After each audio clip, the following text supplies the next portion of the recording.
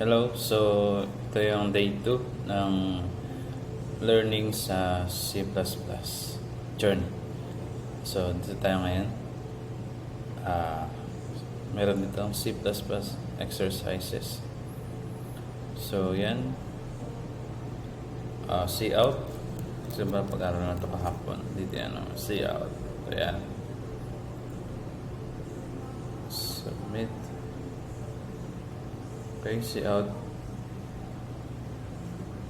Sunod, submit answer.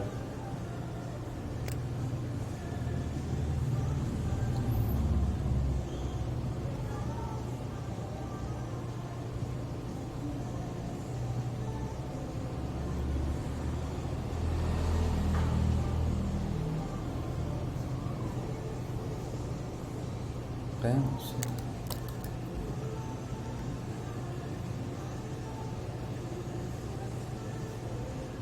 bagal. So yan, tagal ng flow. Dito is exercise 2. Insert a new line after hello world by using special character. From backslash n slash n and sa special sa new line. So tama naman. Okay, sa exercise 3, comments in C++ are written with special character. Double, parang forward slash. Bukan ko muna. Kasi ito dito, forward tapos asterisk. Tapos asterisk. Huwag lang. Tama naman. Ayan, tama rin. Okay.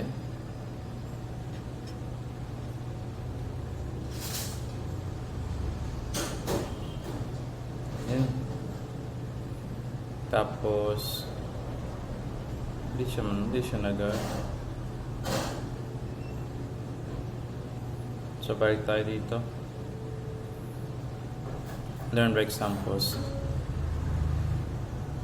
Ano ba to? C++ syntax explain.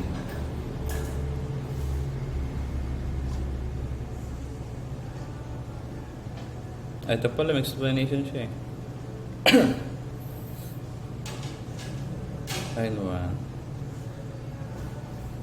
Include sa header file library that let us work with input and output subjects such as cout. Header files add functionality.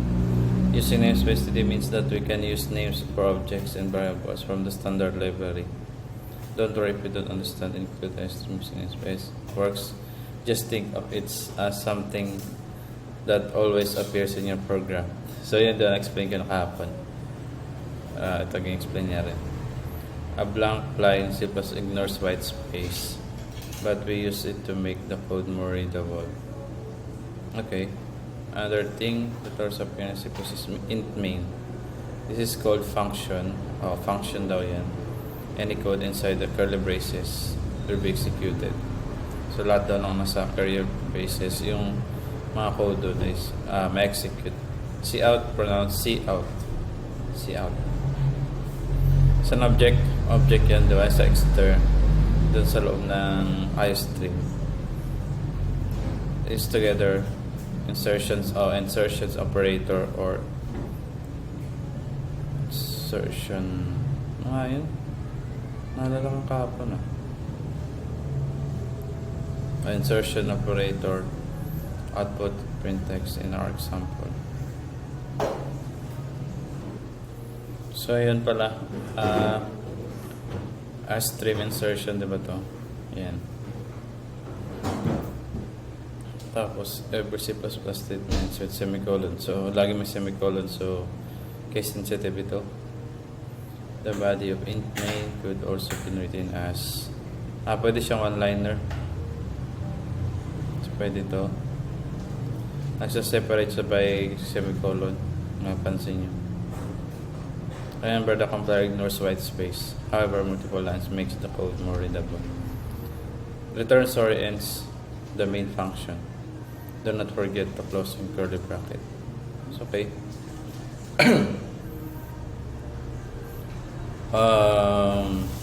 You might see some C++ programs without standard name. Ito, using namespace std, line can be omitted and replaced with std keyword followed by colon. So yun nga, pag gumamit ka na use namespace std, ma-omit nyo na to, so wala na kahit di mo na ilagay. Okay, so next,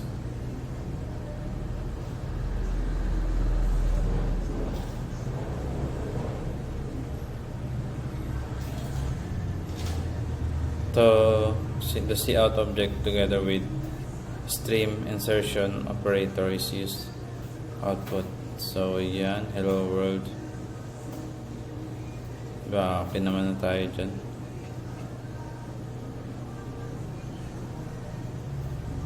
Okay,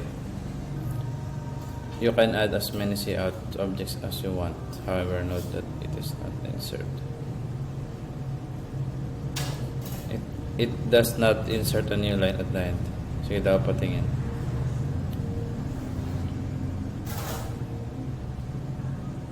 So yun nga, pwede kang maglagay ng kahit ilan na cout for printing. Hello world, pero pero hindi siya maglalagay ng new line. So, gawin natin ng new line. So yung kanina sa exam doon, \n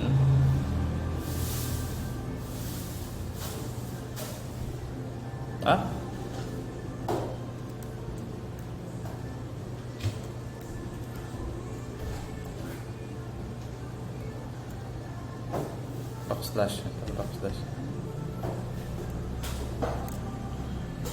So yan, nilay na siya.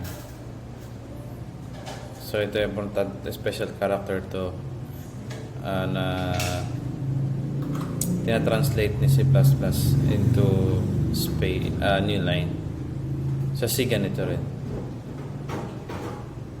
Kahit sa ibang high level, gumagana pa rin to sa mga string.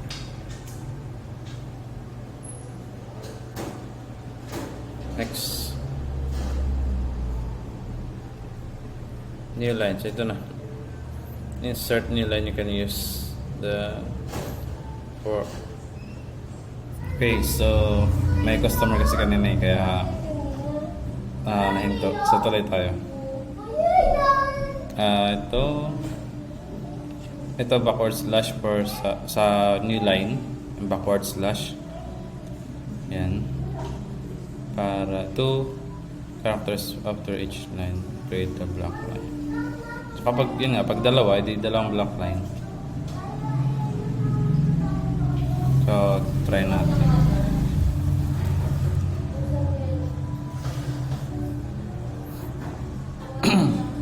So yun. And so okay. Ito meron namang another way to insert a new line is with the end L manipulator. So para hindi mo na siya ilagay sa string, merong keyword si C++. So idudugtong lang natin. Close ko to.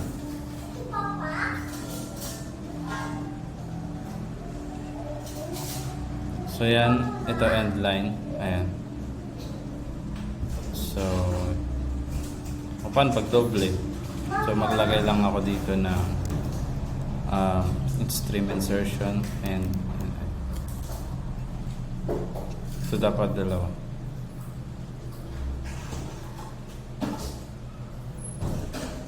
Ayan, so ganun lang rin. So same lang sa backward slash.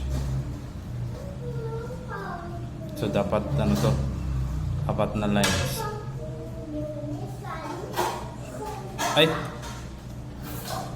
Diba? Baliktad.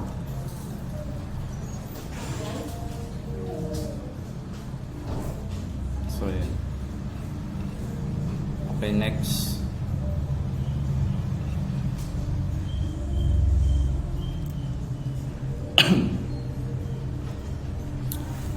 Both backward slash and NLR use the break lines. However, is most used. So ito pala palaging ginagamit. Kaya nga kasi kung titignan mo, hassle kung lagi ka maglalagay ng stream insertion. But what is new line exactly? Character escape sequence, and it forces the cursor to change its position to the beginning. The first escape sequence pala. Okay. So ito yung another create itong ito mga escape sequence sila. Hindi lang pala isa lang yun. So ito backward slash T for the create horizontal tab, insert backslash character, tapos insert the double quote character. Try ko pa ba? Sige, try natin isang beses dito sa isa. Ayun, naglagay siya ng tab, tapos lagay tayo dito na yan, dapat may isang backward slash. Ayun, paano yung isa yung double quote? Yung daw. So yun, okay, so yun, nag-work naman. Next.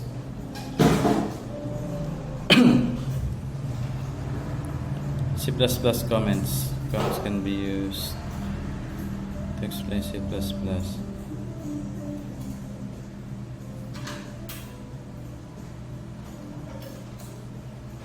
Mga comments man to. So okay na to. Gets ka na yan. This is comment. Yan, mga in-ignore yan ng compiler. Pwede mo ilagay sa line. Multiple comments, lagyan mo lang ng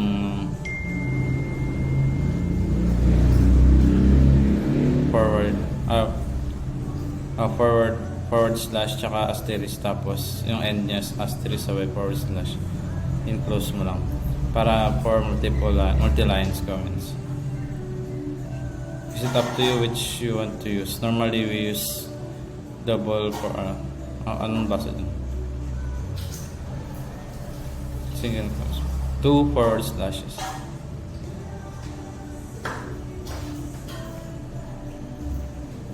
For longer. Okay. Pag mahaba talaga, hindi gamit ka na lang ng itong may asterisk. Next time. Okay, so ano ba next dito? Ito, C++ variables. Mukhang mababa to. Sige, ano na lang. Bukas ko na lang to ituloy. Medyo mahaba to. Siguro lang dito na lang muna. Itong journey ka dito sa dito.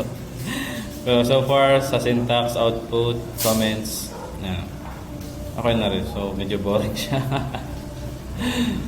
Okay, so bukas dito ako sa variables naman. Marami siya. Sige. Okay, so hanggang sa muli. See you bukas. Thanks. Bye.